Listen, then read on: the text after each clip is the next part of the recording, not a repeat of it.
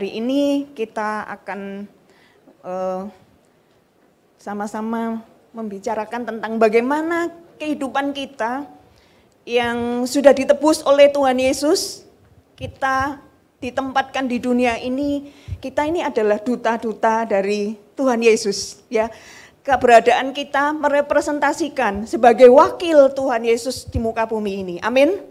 Nah, biasanya kalau jadi duta itu mewakili, ya, sebagai ambasador, mewakili itu sebuah mewakili ini sosok yang mulia, ya, yang luar biasa. Tuhan Yesus yang kita sembah itu menjadikan kita rekan sekerjanya. Kita dijadikan wakil untuk ada di muka bumi ini, kita merepresentasikan tentang Yesus Kristus.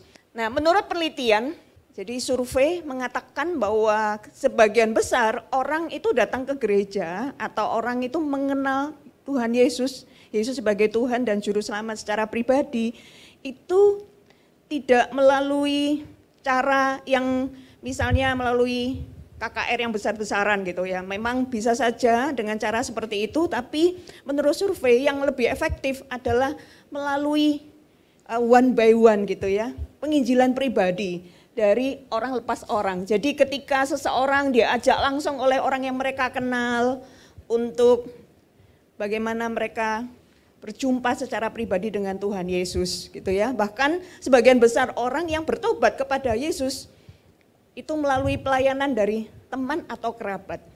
Nah, ada sebuah lembaga gereja melakukan survei bahwa hasil yang diperoleh ketika penginjilan pribadi melalui persahabatan itu bisa mencapai angka 57% sampai 80%. Jadi dianggap penginjilan pribadi lepas pribadi itu lebih efektif.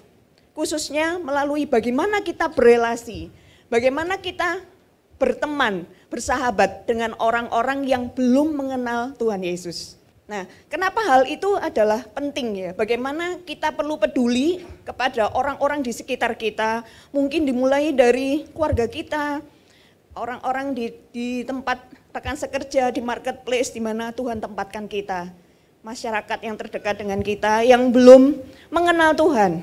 Bagaimana hal ini kita pahami bahwa manusia itu bisa mengenal Allah?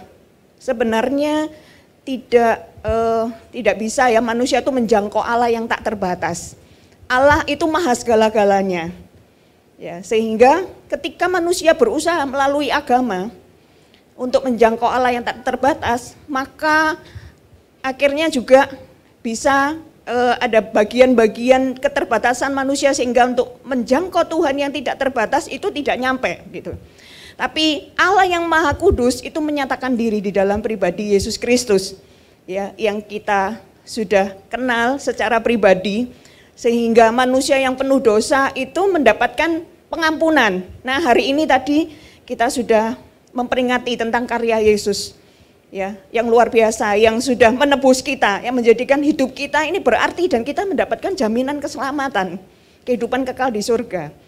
Jadi ada dua penyataan Allah yang dinyatakan ke manusia di muka bumi ini, ada penyataan umum, ada penyataan khusus. Ya, kalau penyataan umum itu bagaimana Allah itu bisa dikenal melalui ciptaannya misalnya. Ya, jadi melalui hati nurani manusia juga. Ya, kalau penyataan khusus itu lewat firman yang tertulis, ya, Alkitab, dan firman yang hidup yaitu Yesus Kristus. Ya, sehingga manusia itu bisa mengenal tentang siapa Allah yang sejati. Ya, Allah yang sejati adalah finalitas di dalam Yesus Kristus. Siapa Allah yang sejati? Allah yang tidak nampak, yang non jauh di sana menjadi dekat, imanen, ada di tengah-tengah kita. Dialah Yesus Kristus yang sudah menjadi manusia, menebus dosa kita. Nah, itulah puncak dari penyataan Allah di dalam Yesus Kristus. Ya, sebenarnya di dalam Alkitab dinyatakan tidak ada seorang pun yang diciptakan menjadi seorang ateis. Ya, suatu saat saya diajak dialog oleh seorang mahasiswa saya, ya. Ini dia mengatakan seperti ini, bahwa dia adalah ateis. Ya, dia ateis. Saya kaget gitu ya. Tapi memang di awal saya berkesempatan mengajar kelas interfaith. Interfaith itu beragam agama, dari 6 agama yang diakui.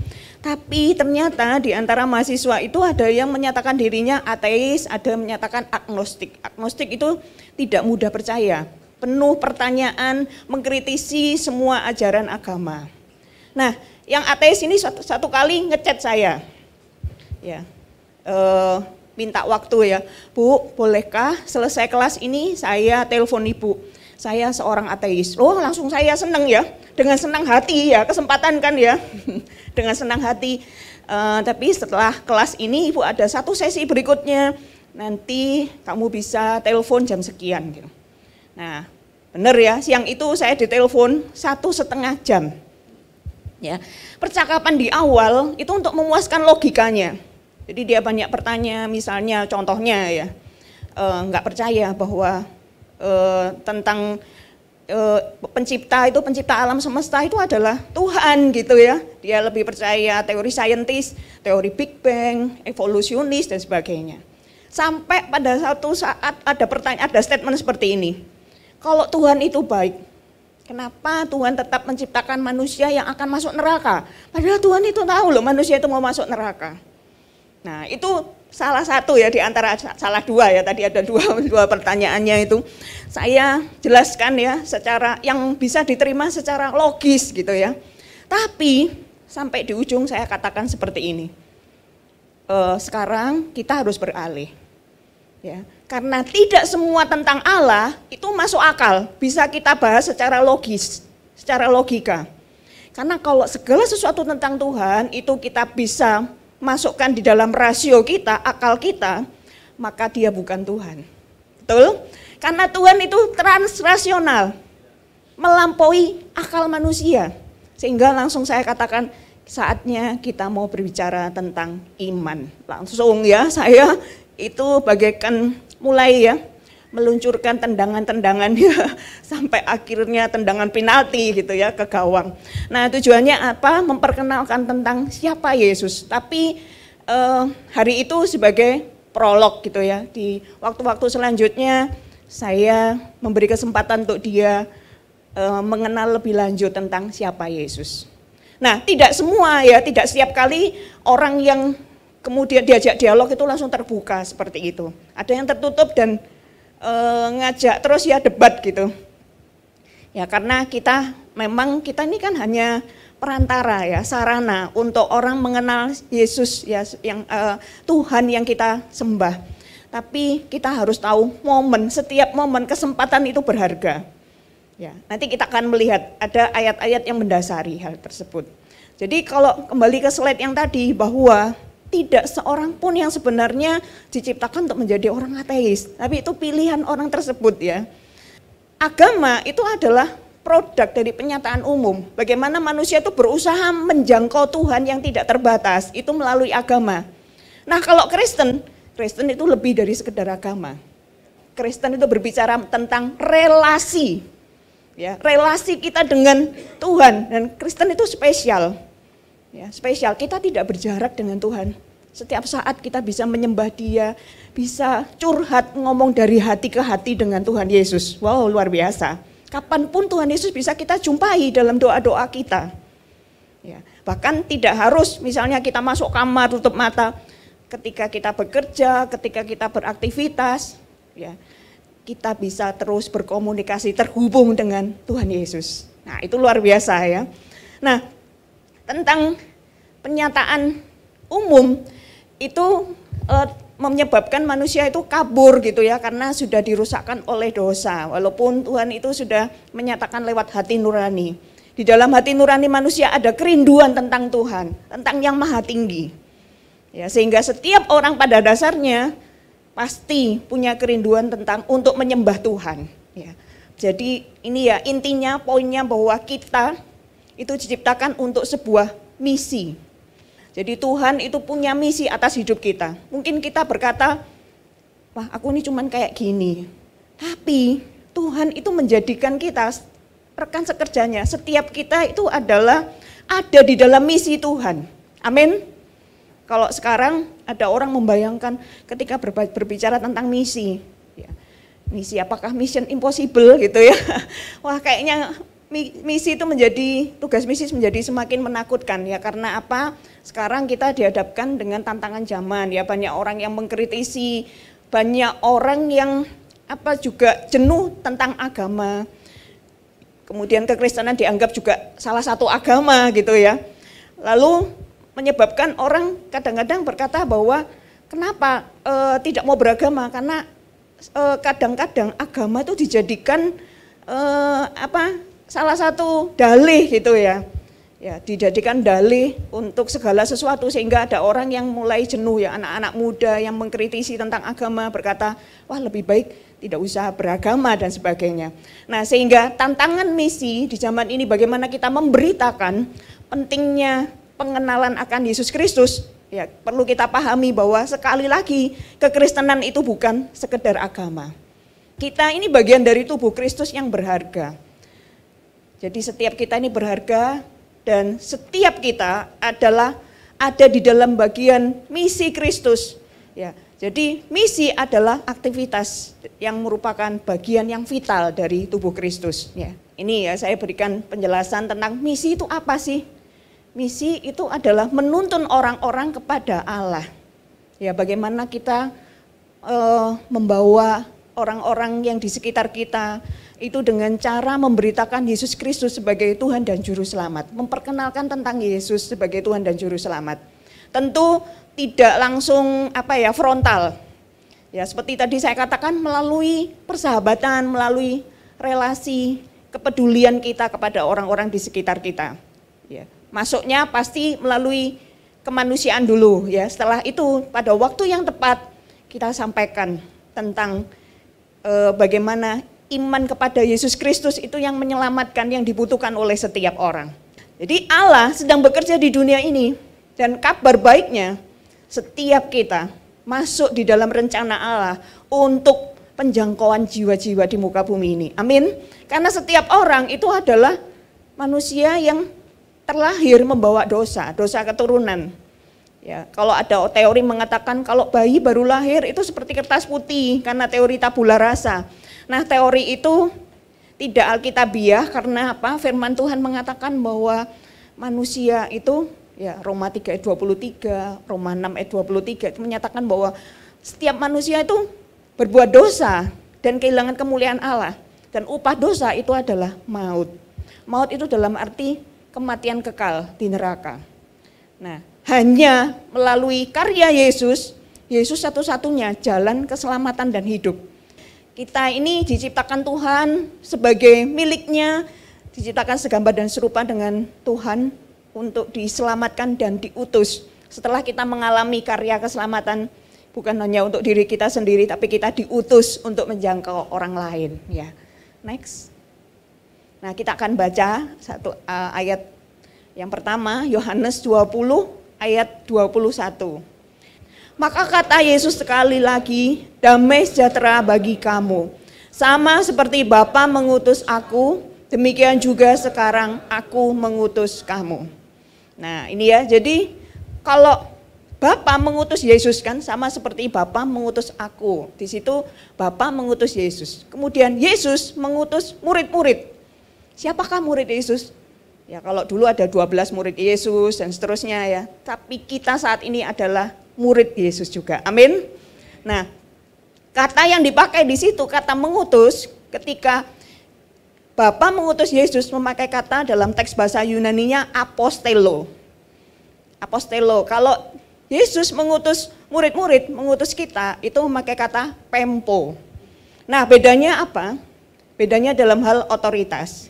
Ya, otoritas Allah dengan Yesus itu setara. Makanya memakai kata apostelo. Jadi antara yang mengutus Bapa dengan Yesus itu otoritasnya setara. Karena Allah Tritunggal ya, Yesus, Bapa, Allah Anak, Allah Roh Kudus itu setara otoritasnya. Nah, kalau manusia yang diutus oleh Yesus, kata mengutusnya di situ memakai kata pempo.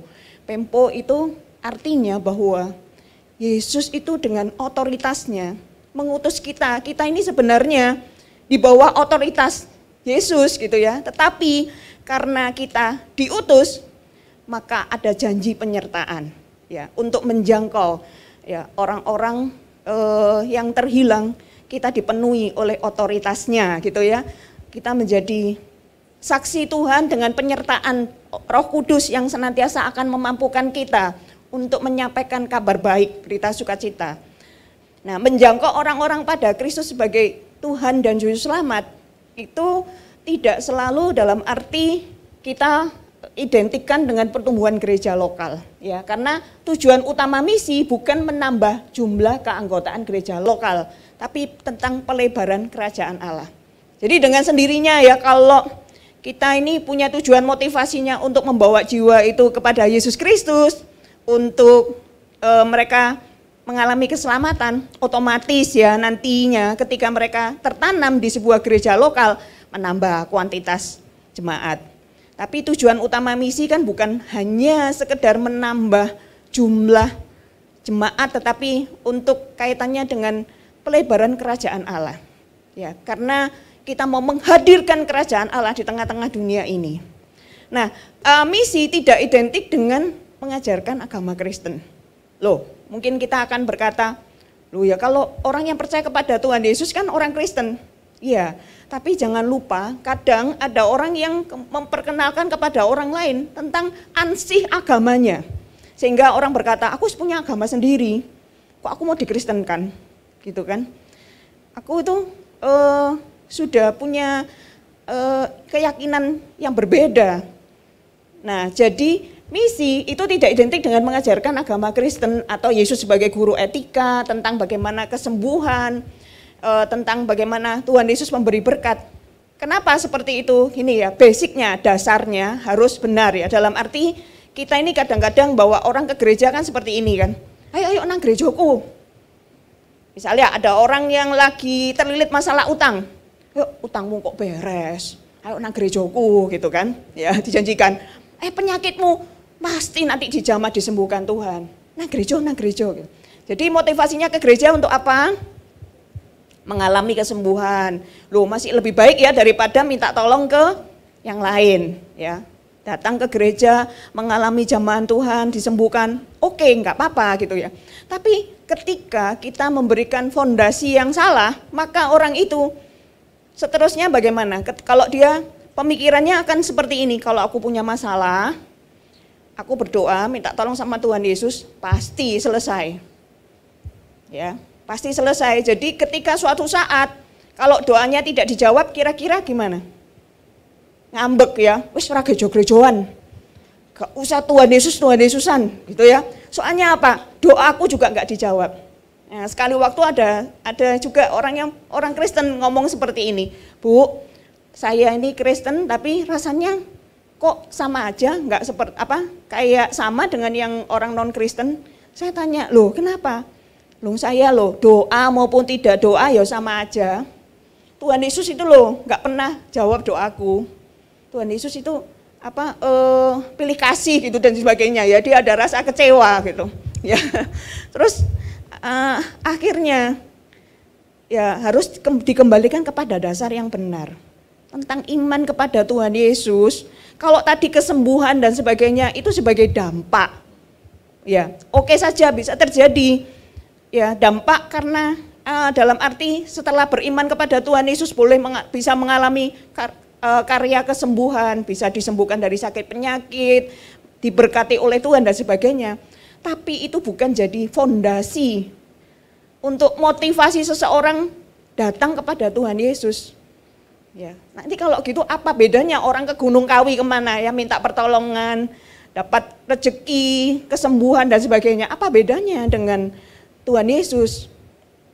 Nah, jadi basicnya harus dibetulkan bahwa ketika kita membawa seseorang ke gereja berarti dia sudah mengalami penginjilan ya. Dia sudah memahami tentang bagaimana pentingnya untuk mengenal Yesus sebagai Tuhan dan Juru Selamat pribadi. Jadi sudah ada pengenalan secara pribadi tentang Yesus sebagai Tuhan dan Juru Selamat. Nah, itu yang menjadi fondasi.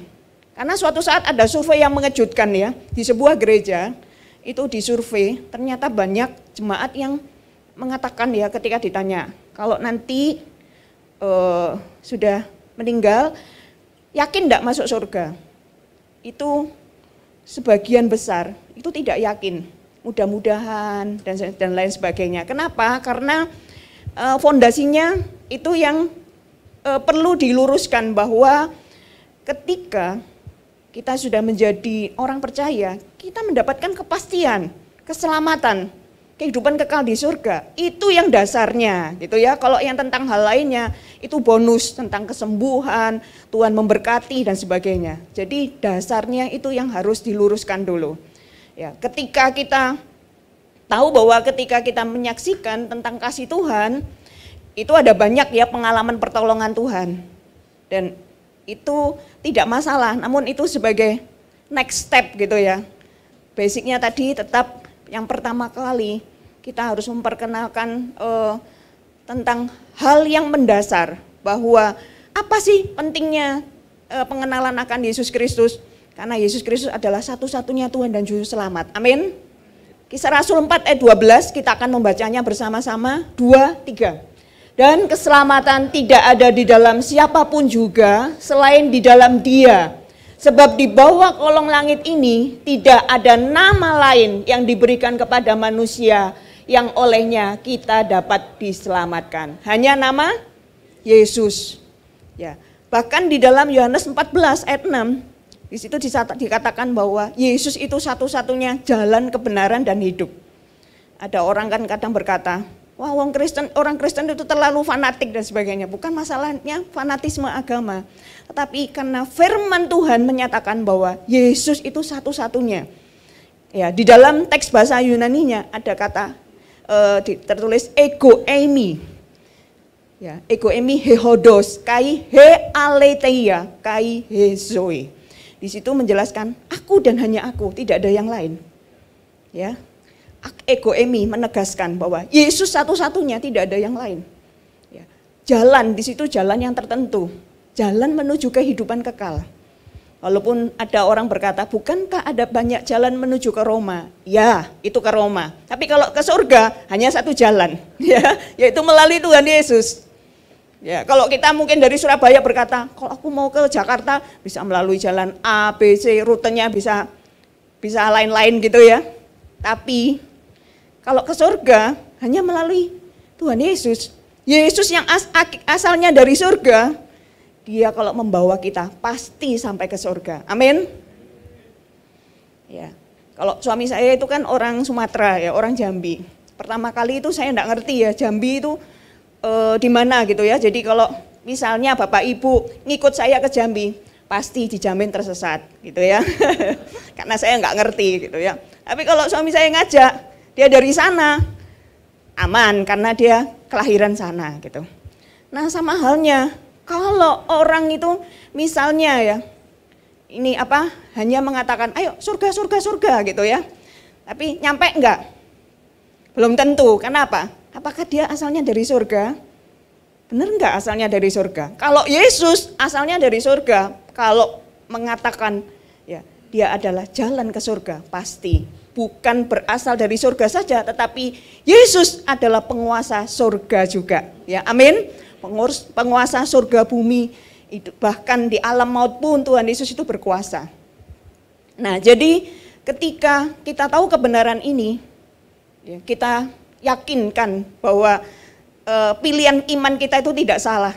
Jangan sampai ya ketika kondisi permasalahan hidup, kesulitan membuat kita kemudian kecewa dan meninggalkan Tuhan Yesus. Jangan sekalipun ya. Saya ingat adik saya yang bungsu ya, itu sudah dipanggil Tuhan. Detik-detik terakhir ketika mau meninggal, karena dia meninggalnya karena sakit ya. Kemudian dokter sudah angkat tangan dan sudah berminggu-minggu di rumah saya mengadakan doa keluarga.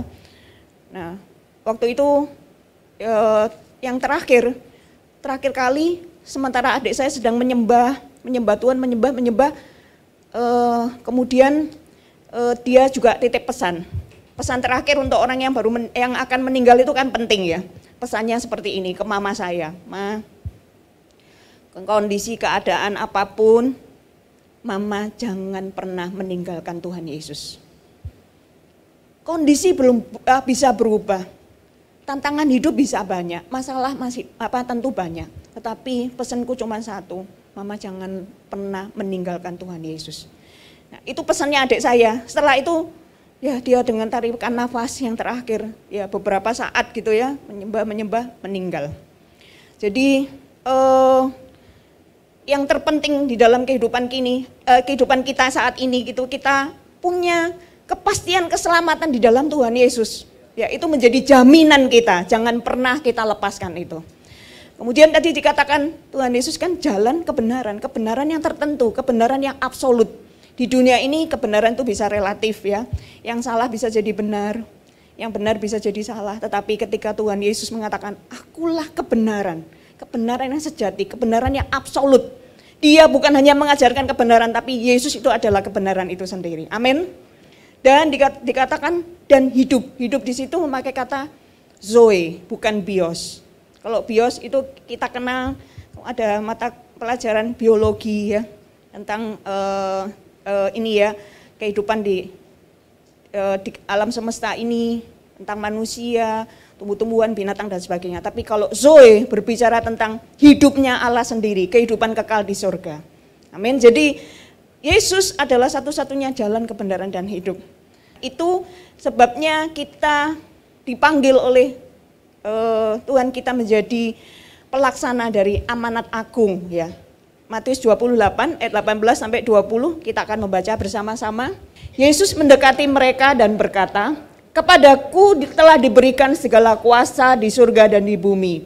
Karena itu pergilah, jadikanlah semua bangsa muridku, dan baptislah mereka dalam nama Bapa dan Anak dan Roh Kudus. Dan ajarlah mereka melakukan segala sesuatu yang telah kuperintahkan kepadamu.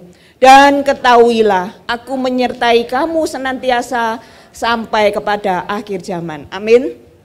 Nah, yang itu saya berikan tanda warna-warni ya. Yang warna merah, jadikanlah semua bangsa muridku, itu esensi, inti dari amanat agung. Jadi ini pesan ya, pesan dari Tuhan Yesus sebelum dia meninggalkan dunia ini kembali ke surga. Pesannya adalah bahwa setiap orang percaya itu terpanggil menjadi murid Yesus yang juga memuridkan orang lain.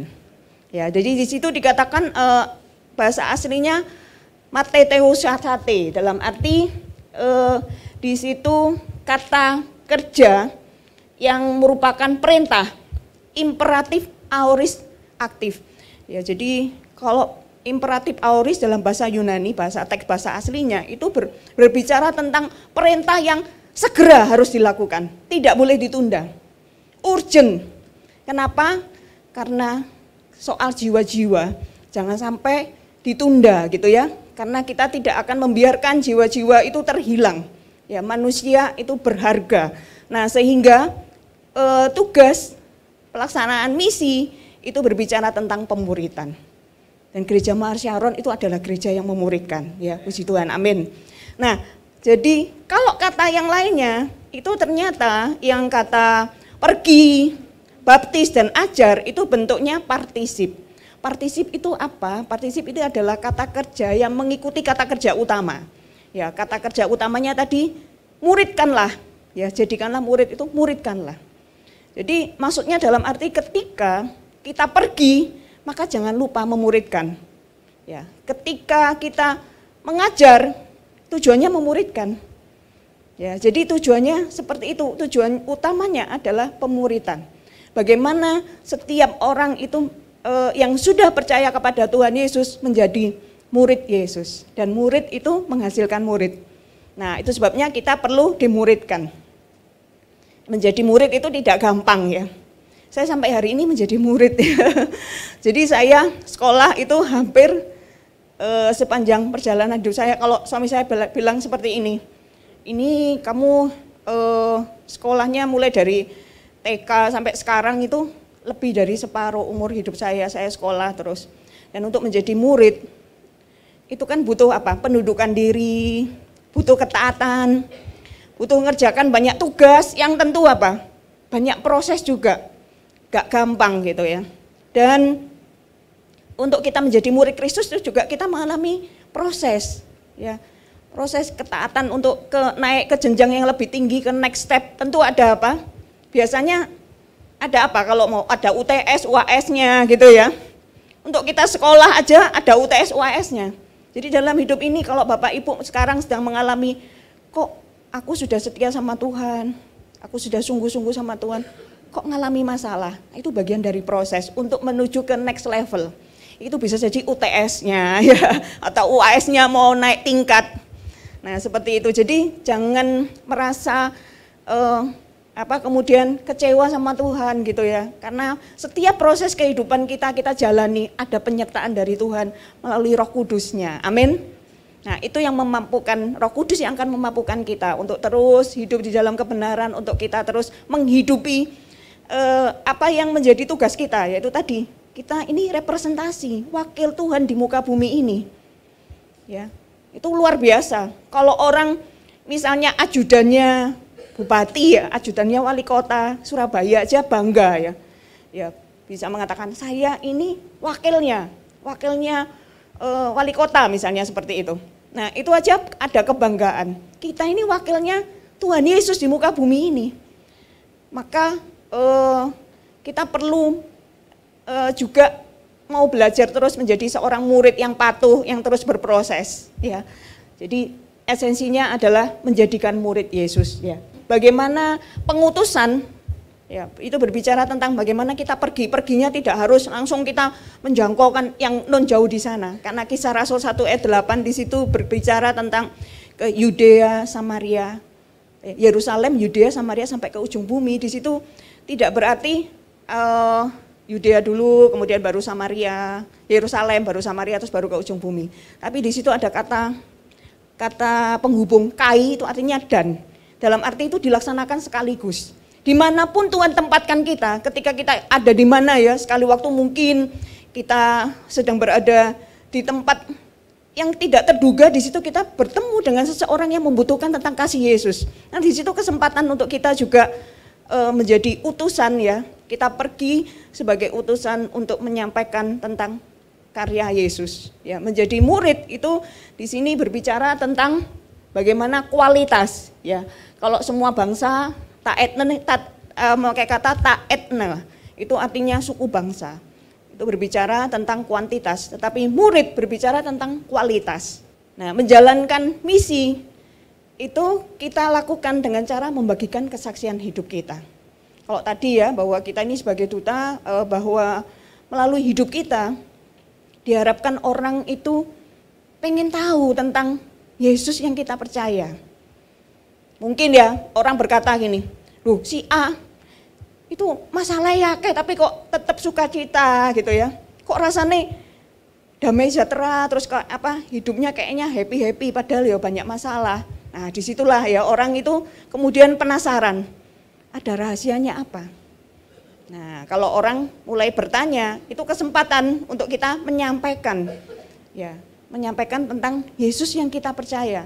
Nah bersaksi itu membagikan dengan pengalaman pribadi kita, tentu melalui bagaimana pengenalan kita punya pengenalan secara pribadi dengan Yesus Kristus terlebih dahulu untuk kita bisa memperkenalkan Yesus Kristus kepada orang lain.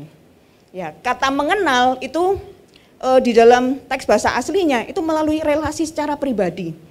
Ya, jadi kita mengenal Tuhan dan firman-Nya itu berdasarkan apa yang tertulis gini ya di dalam Alkitab. Tetapi jangan lupa ada pengenalan yang kita perlu terus kita bangun setiap hari melalui apa? Pengenalan relasi yang kita bangun setiap hari dengan Tuhan Yesus. Sehingga kita semakin mengenal Dia. Dan akhirnya melalui pengenalan kita bisa transferkan, kita bisa memperkenalkan Tuhan Yesus kepada orang lain. Lewat apa? Tidak hanya lewat kata-kata kita, tetapi lewat teladan hidup. Ya. Lewat kesaksian hidup kita. Jadi ada banyak kesempatan yang Tuhan buka mungkin ya. Dan kita perlu berhikmat. Suatu saat saya membaca, ada seseorang yang seperti ini. Caranya sudah betul ya, menjalin relasi. Ada orang yang bersahabat dengan seseorang yang beragama lain, ya, non-Kristen maksudnya, sudah selama 14 tahun. Dan dia selama ini baik, care sekali gitu. Sampai suatu saat ketika dia menceritakan tentang Tuhan Yesus, caranya salah. Ya, caranya berbicara tentang agama, ya kemudian pendekatannya itu maksa gitu ya. Sehingga akhirnya si sahabat ini mikir, wah selama ini berarti orang ini nggak tulus, nggak rela. Ya, selama ini kalau baik sama saya itu ada motifnya. Ya, jadi ketika dia menolak, nggak mau jadi orang Kristen, langsung ya sang sahabat ini, ya sudah kita sudah sampai di sini saja gitu. Waduh gitu ya, itu sangat disayangkan. Nah jadi kita perlu menangkap momen yang tepat. Ya, menangkap momen yang tepat. Momen yang tepat itu seperti apa? Ketika 3 unsur ya. Yang pertama, bagaimana kita menunjukkan perhatian dan kasih sayang melalui persahabatan sejati yang tidak bersyarat. Ya, banyak orang di sekitar kita itu yang krisis. Ya, menurut penelitian, ketika seseorang krisis 6 sampai 12 bulan terakhir itu mereka krisis, mereka membutuhkan caring gitu ya, orang yang care, orang yang peduli. Nah itu sebagai ladang yang subur untuk kita menceritakan tentang kasih Yesus. Tapi dengan cara apa? Kita persahabatan yang pertama itu tidak bersyarat. Ya, jadi dengan cara apa? Kita benar-benar peduli secara kemanusiaan. Ya. Tadi saya baru kenalan dengan Nana tadi ya di perjalanan. Jadi ketika ada kesempatan-kesempatan orang yang non-Kristen itu kemudian telepon ke saya, curhat gitu ya, maka saya akan menunjukkan care yang pertama. Saya akan membantu memikirkan, karena saya sebagai konselor juga gitu ya, kok ditanya untuk solusi ya kan, solusinya kan dia sendiri yang itu ya, jadi dia yang punya sumber daya untuk menyelesaikan masalahnya sendiri. Tapi paling tidak, saya dengan care, peduli, dia merasa, oh ini ada orang yang enak diajak ngomong gitu ya, yang pertama gitu, yang kedua sampai menimbulkan trust. Dia percaya, membuka diri, sampai nantinya kalau sudah menjalin persahabatan, lama-lama orang ini akan ini sendiri ya, merasa butuh, tolong aku didoakan. Langsung saya bilang, loh aku ini orang Kristen loh, tak doa no dalam nama Tuhan Yesus, rapopo ta gitu ya. Orang enggak apa-apa gitu ya. Jadi ada banyak kali seperti itu, saya tanpa memaksa, ayo tak doa no ayo, atau tiba-tiba langsung, ayo melok nang gereja, enggak pernah saya seperti itu. Tapi saya melalui menolong orang ini care, peduli, mendengarkan masalahnya, memberi telinga untuk mendengar terlebih dahulu. Karena banyak orang yang saat ini sedang krisis dan membutuhkan kepedulian kita. Ya, jadi dengan cara yang manusiawi seperti itu, kita tanpa motif yang ada embel-embel apapun ya, kita tulus, maka orang dengan sendirinya akan terbuka. Nah, akhirnya kita memahami kebutuhan mereka. Dan bagaimana kita mengetahui kapankah kesempatan yang tepat untuk membagikan tentang kasih Kristus. Ya, jadi cari momen yang tepat dan jangan berbicara tentang agama gitu kan, karena kekristenan sekali lagi, kekristenan berbicara tentang relasi kita secara pribadi dengan Yesus Kristus. Kekristenan bukan sekedar agama, kekristenan berbicara tentang keselamatan. Ya, kebutuhan manusia terbesar adalah keselamatan, untuk kepastian bahwa setelah meninggalkan muka bumi ini kemana? Ya ke surga gitu, tujuannya kan semua ke situ gitu. Lalu bagaimana? Apa yang kita bisa lakukan kepada orang-orang di sekitar kita? Nah ini ya, penginjilan yang dikatakan penginjilan persahabatan itu merupakan aktivitas yang merealisasikan misi ya. Tadi makanya saya berbicara tentang misi, itu ada kaitannya dengan penginjilan gitu. Nah, jadi cara yang kita bisa lakukan, ceritakan juga bagaimana kesaksian ketika kehidupan kita sebelum bertemu Tuhan Yesus, lalu akhirnya kita merasa membutuhkan Tuhan Yesus, kemudian kita menceritakan bagaimana ketika kita menyerahkan kehidupan kita kepada Tuhan Yesus, itu apa saja yang terjadi, lalu perbedaan apa yang nyata, misalnya kita merasakan damai sejahtera, sukacita, kepastian hidup gitu ya. Nah, kepastian keselamatan. Karena semua orang itu ya memang ada yang nggak mikir sih, mikirnya gini, nggak mikirkan tentang nanti bagaimana kehidupan setelah kematian, belum tentu orang memikirkan itu, tapi paling tidak tentang bagaimana ketika seseorang itu menghadapi masalah kan juga butuh jaminan kekuatan gitu ya, penghiburan dan sebagainya. Nah itu tentunya nantinya kita mencari momen-momen yang tepat untuk menyampaikan itu terlebih dahulu, baru kita akhirnya menyampaikan tentang bagaimana pentingnya kehidupan kekal gitu. Mungkin Bapak Ibu ada yang mengatakan, saya ini kan jemaat biasa. Sekali lagi tugas untuk bermisi, ya, penginjilan persahabatan yang menjadi tema, bagaimana kita merepresentasikan, kita menghadirkan Yesus lewat hidup kita sehingga orang mengenal Tuhan Yesus lewat hidup kita. Nah itu tugasnya bukan hanya untuk hamba Tuhan full timer atau orang yang terpanggil menjadi misionaris. Setiap kita itu adalah orang yang diberikan tugas yang sama untuk bermisi. Nah itu ada quote di sini, anonim ya, mengatakan bahwa apakah Anda menyadarinya atau tidak, orang-orang memperhatikan Anda. Bahkan di area kecil, pastikan Anda mewakili Tuhan dengan cara yang hebat. Karena kita sebagai duta, maka jangan lupa bahwa setiap kita itu perlu mengingat bahwa gaya hidup kita, kesaksian hidup kita itu sangat bermakna bagi orang lain. Rebecca Pippert mengatakan, jika Anda hidup dengan nilai dan prioritas yang sama dengan yang Yesus miliki, Anda akan menemukan bahwa penginjilan terjadi secara alami. Itu menjadi gaya hidup dan bukan proyek. Ya, jadi gaya hidup itu dalam arti menjadi, kalau menurut kunci, ada bahwa segala sesuatu yang kita lakukan terus-menerus selama 3 minggu itu akan menjadi sebuah habit, kebiasaan. Tapi kalau sudah jadi 90 hari atau 3 bulan, itu menjadi gaya hidup. Nah biarlah setiap kita memiliki gaya hidup yang menyadari bahwa orang-orang di sekeliling kita itu adalah orang yang membutuhkan kasih Kristus. Dan lewat hidup kita, Tuhan akan memakai setiap kita menjadi sarana untuk setiap orang yang kita jumpai mengalami perjumpaan secara pribadi dengan Tuhan Yesus. Lewat apa? Lewat kita berelasi, bersahabat dengan mereka. Ya, jadi kita menjangkau dunia bukan untuk menjadi sama dengan dunia ini, namun untuk membawa mereka mengenal kepada Tuhan Yesus secara pribadi. Amin.